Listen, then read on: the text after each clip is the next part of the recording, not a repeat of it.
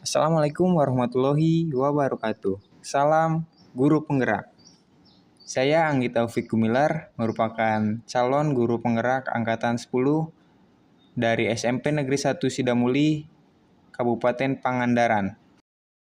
Kali ini saya akan membagikan video tentang demonstrasi kontekstual modul 2.3 coaching untuk supervisi akademik. Assalamualaikum warahmatullahi wabarakatuh. Waalaikumsalam warahmatullahi wabarakatuh. Gimana kabarnya Pak Anggi? Alhamdulillah baik. Ya, sekarang kita akan melakukan kegiatan pra-observasi ya Pak ya. Sebelum nanti Bapak melakukan coaching dengan Bu Siti sebagai coachingnya. Ya. Jadi dalam kegiatan ini ada beberapa hal yang ingin saya sampaikan, bahwa sekarang saya dalam hal ini akan mengamati dan menilai sesuai dengan rubrik coaching yang sudah tersedia ya Pak ya. Di antaranya apakah nanti saat kegiatan coaching itu sudah sesuai dengan alur tirta atau belum. Lalu apakah sudah sesuai dengan prinsip coaching seperti kemitraan. Jadi perlu Bapak garis bawahi bahwa kegiatan coaching ini coach dan coach itu sebagai mitra ya. Jadi bukan coach itu menggurui coach. Lalu nanti saat proses coaching yang akan Bapak lakukan, kompetensi apa yang ingin Bapak capai dalam kegiatan coaching kali ini? Oke, baik. Untuk proses coaching nantinya, idealnya sih saya pengen semua kompetensi ingin saya tingkatkan, mulai dari kehadiran penuh, mendengarkan aktif, dan mengajukan pertanyaan yang berbobot. Nanti mudah-mudahan apa yang dapat saya sampaikan bisa terpenuhi semua kompetensinya gitu Pak. Oh, jadi memang sih idealnya ketiga dari kompetensi coaching itu dapat terpenuhi. Tapi jika lebih spesifik atau menjadi prioritas Bapak dalam kegiatan coaching ini, apa jika ada Bapak boleh memilih salah satu kompetensi yang ingin Bapak capai? Kalau untuk kompetensi yang ingin saya prioritaskan atau yang lebih saya spesifiknya itu lebih ke kehadiran penuh Pak, gitu untuk yang saya ingin fokuskannya. Oh, jadi Bapak ingin fokusnya atau lebih spesifiknya kompetensi kehadiran penuh. Kehadiran penuh ya Pak. Nah, kalau boleh tahu untuk kompetensi kehadiran penuh, indikator apa bahwa ketercapaian dalam kehadiran penuh itu tercapai? Untuk ketercapaian indikatornya terkait kehadiran penuh itu, yang pertama kita harus bisa fokus sebagai coach, kita harus fokus terhadap apa yang disampaikan oleh coach, dan juga coach itu bagaimana kita harus bisa membuat coach itu bisa terbuka terkait apa yang disampaikan mengenai permasalahannya, dan juga kita itu harus bisa merangkum fokus terutama terkait permasalahan yang disampaikan oleh coach gitu Pak. Jadi kita harus fokus apa yang disampaikan oleh coach. Oh, Gitu, jadi Pak. gitu indikator Indikatornya. Ya, untuk jika seperti itu, nanti pun saat kegiatan coaching, saya akan ikut membersamai Bapak dan coaching dalam proses coaching. Ya, semoga saja dalam kegiatan coaching kali ini dapat berjalan dengan lancar.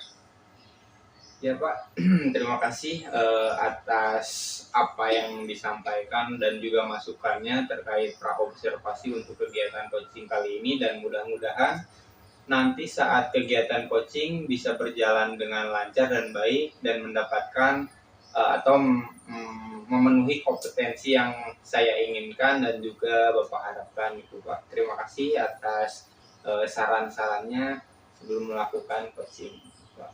Oh, ya, terima kasih sekali lagi ya Bapak ya. Sampai bertemu di proses coaching nanti. Terima kasih. Assalamualaikum warahmatullahi wabarakatuh. Terima kasih Pak. Waalaikumsalam warahmatullahi wabarakatuh. Assalamualaikum Ibu, selamat siang, apa kabar? Waalaikumsalam. Selamat siang juga. Alhamdulillah, kabar baik. Pada siang hari ini apa yang mau dibicarakan nih Ibu? Baik Pak, saya punya masalah ya, dan ingin mencari solusi ya permasalahan yang sedang saya alami. Jadi akhir-akhir ini ketika pas pembelajaran saya itu ada beberapa siswa yang seringkali izin bolak-balik ke belakang ke kamar mandi dengan secara bersamaan gitu. Jadi begitu Pak. Oh gitu ya rupanya. Nah kira-kira ketika ada anak yang keluar itu ada berapa sih yang bersamaan keluarnya itu Bu? Oh kadang itu lebih dari satu anak Pak, kadang ada 5, ada 6 kayak gitu. Jadi mereka itu tidak bergantian gitu, langsung aja bareng-bareng gitu, Pak. Ya, Ibu Siti sudah pernah bertanya belum alasan mereka sering izin keluar atau ke kamar mandi ketika saat jam pelajaran dimulai? Ya, saya sudah pernah sudah pernah ya bertanya ya. Kemudian bahkan pernah memanggil anak tersebut ya secara bergantian dengan bahkan saya mencoba menerapkan modul yang sudah kita pelajari itu segitiga restitusi, menanyakan kenapa apa alasannya sebenarnya, kenapa kok kalau ke kamar mandi itu secara bersamaan. Jadi begitu Pak. Ternyata setelah saya memakai segitiga restitusi kemudian berbicara ya, ternyata alasan anak tersebut itu katanya itu mereka itu bosan di kelas Pak gitu, jadi pusing ya mengerjakan tugas ya, mengerjakan soal gitu. Jadi mereka merasa kesulitan sehingga dia bosan kemudian pergi dengan seenaknya sendiri ke kamar mandi, alasannya begitu Pak. Oh begitu ya. Nah, ketika Ibu tahu alasan dari anak tersebut, bagaimana perasaan Ibu Siti mengenai alasan siswa-siswa tersebut itu? Ya jujur Pak, kalau saya ya merasa sedih lah, kecewa gitu kan.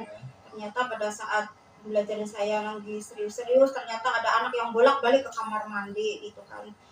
Nah, kemudian mungkin ini ya, mungkin ada pembelajaran saya mungkin ini yang kurang menarik Pak, sehingga anak-anak itu merasa bosan dengan alasan pergi bolak-balik ke kamar mandi. Mungkin seperti itu Pak. Nah, sekarang coba Ibu Siti sambil berefleksi diri, apakah dalam pembelajaran di kelas sudah mengcover semua kebutuhan belajar siswa atau belum gitu? Iya, kalau dalam pembelajaran saya sih sudah selama ini ya sudah berusaha semaksimal mungkin untuk memberikan pelayanan dan bimbingan belajar yang baik, begitu Pak. Ya, kalau misalnya diprioritaskan dengan angka untuk pembelajaran yang Ibu praktekkan di kelas, itu udah di angka berapa? Untuk angkanya dari 1 sampai 10 gitu. Ya, mungkin sudah di angka 6 sampai 7 Pak, karena saya memang melihat dari rata-rata nilai sumatif itu yang mereka peroleh sekitar 60 sampai 70%. Bahkan sudah memenuhi kriteria ketuntasan minimal.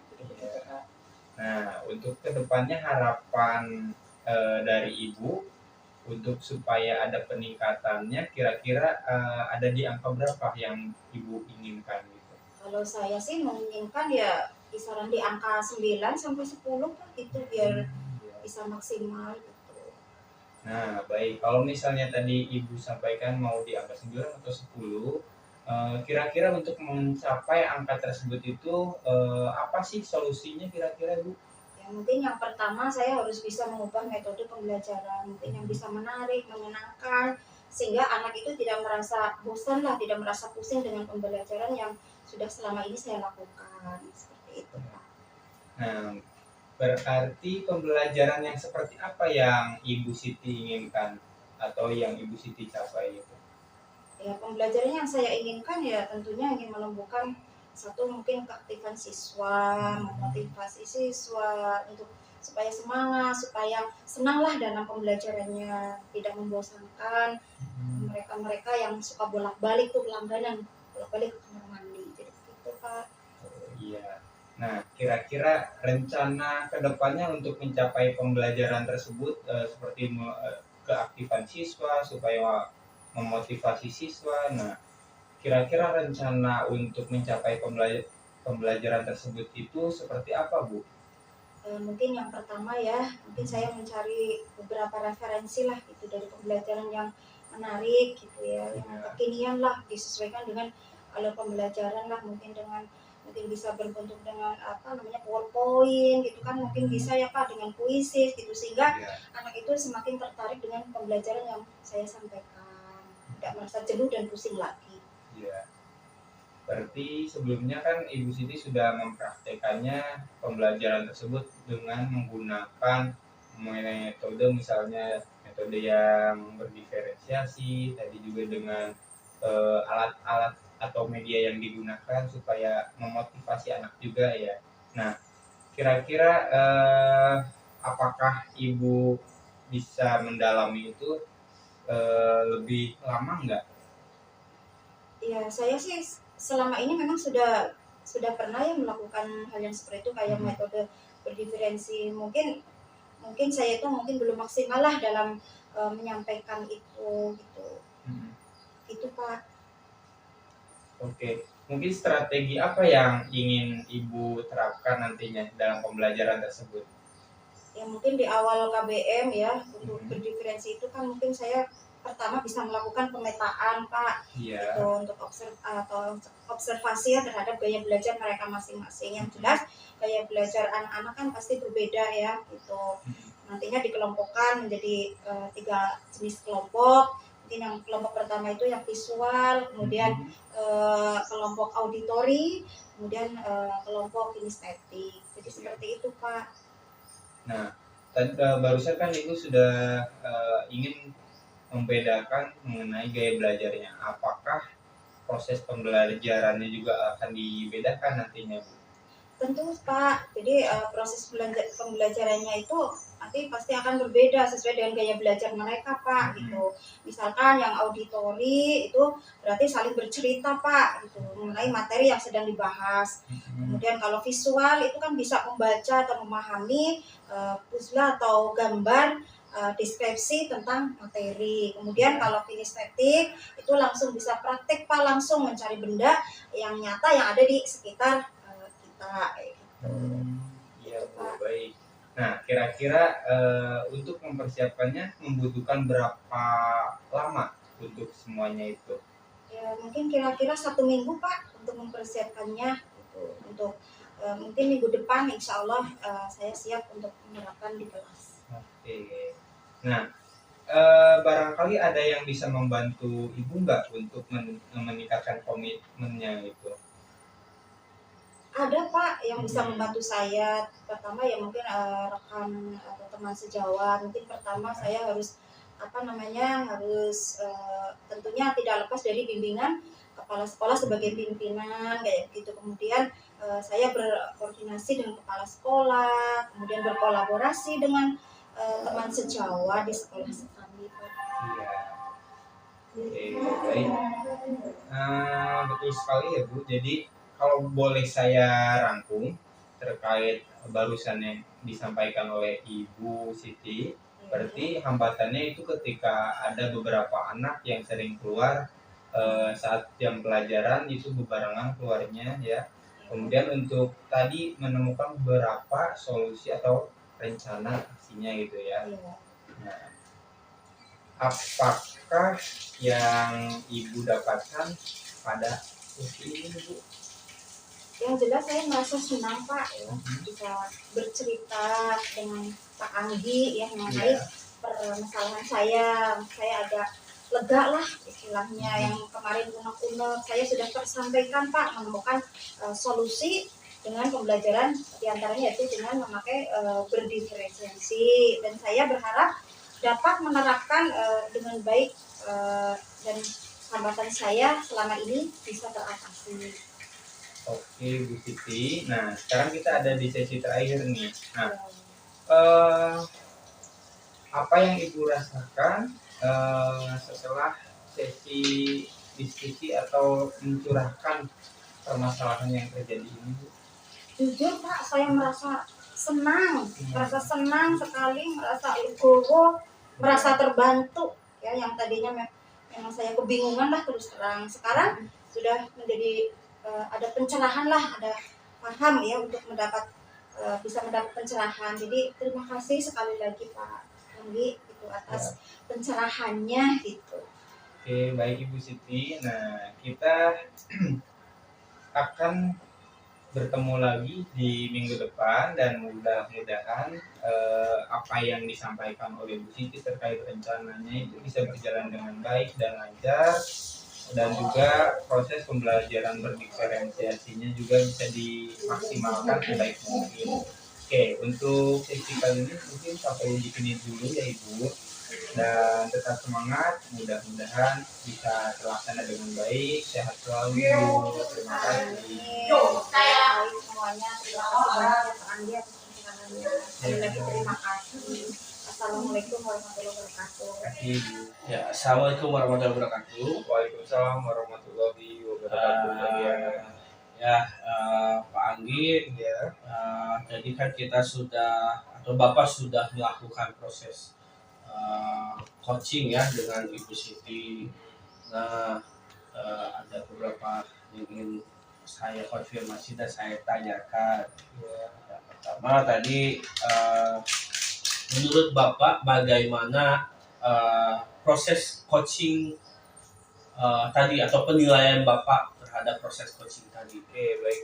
Menurut saya pribadi ya, jadi untuk proses coaching tadi sudah berjalan dengan lancar, dan menurut saya juga sudah sesuai dengan alur Tirta, mulai dari tujuan masalahnya, kemudian tadi identifikasi permasalahan atau identifikasi masalahnya, lalu ada rencana aksi untuk memperbaiki atau solusinya bagaimana, dan terakhir itu tanggung jawabnya tadi sudah ada dan sudah tersampaikan dengan baik oleh coach tersebut.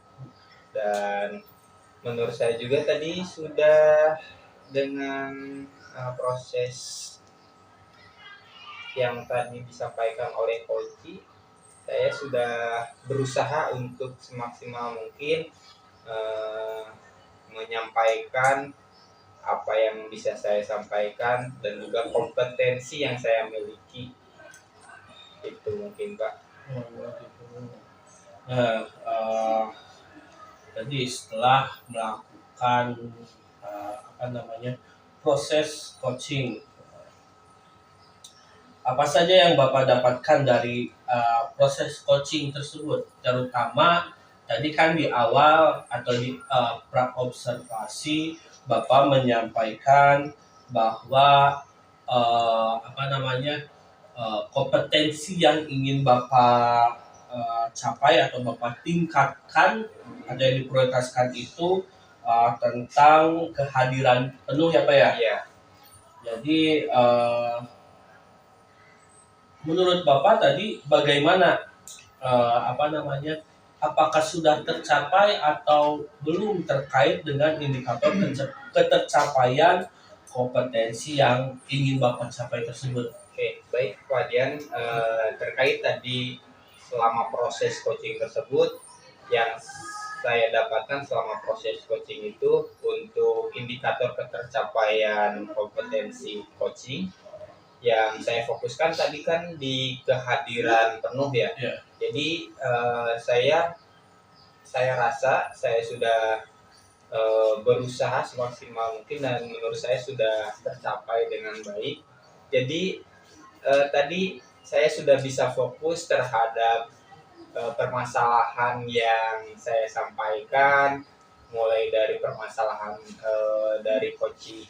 Oh, jadi seperti itu ya Pak ya. Jadi tadi menurut Bapak tentang indikator capaian kompetensinya Bapak sudah bisa apa namanya nilai. Nah, ini ada beberapa apa namanya bukan masukan tetapi catatan saja ya Pak ya. Ya, Terkait dengan selama kegiatan coaching. Jadi memang tadi yang seperti yang Bapak sampaikan terkait proses coaching ini menurut saya sudah bagus ya Pak ya, terutama tadi apa berkaitan dengan apa namanya kompetensi yang ingin Bapak capai yaitu kehadiran penuh. Saya sudah melihat indikator ketercapaiannya tadi saya sudah eh, bagaimana proses coaching, bagaimana Bapak apa dapat fokus terhadap permasalahan yang coach sampaikan, jadi tidak melebar kemana-mana, fokus, lalu apa namanya sehingga coach dapat terbuka mengutarakan tentang permasalahannya. Jadi menurut saya itu sudah tercapai dengan apa namanya indikator ketercapaian dari kehadiran penuh. Lalu dari proses tersebut mungkin ada sedikit beberapa yang diperbaiki, gestur mungkin Bapak bisa lebih aktif lagi dalam apa penyampaian pertanyaannya, lalu apalagi ya sejauh ini untuk prosesnya menurut saya berjalan lancar dan indikator pencapaiannya sudah terpenuhi. Nanti apa namanya semoga proses coaching ini dapat membantu latihan sebagai latihan agar kedepannya Bapak bisa melakukan coaching lebih baik lagi di kemudian hari. Itu saja Pak. Terima kasih atas waktunya. terima kasih Pak Dian. Assalamualaikum warahmatullahi wabarakatuh. Warahmatullahi wabarakatuh. Terima kasih atas masukannya, apa yang barusan Pak Dian sampaikan terkait kegiatan coaching sudah bisa saya terima dan memang depannya mudah-mudahan saya bisa meningkatkan lagi kompetensi yang saya miliki terkait coaching ini dan bisa saya terapkan dari semua aspek ketercapaian kompetensinya gitu Pak Dian ya. Terima kasih atas waktunya dan mudah-mudahan saya juga bisa menerapkannya dengan baik di sekolah ini. Terima kasih.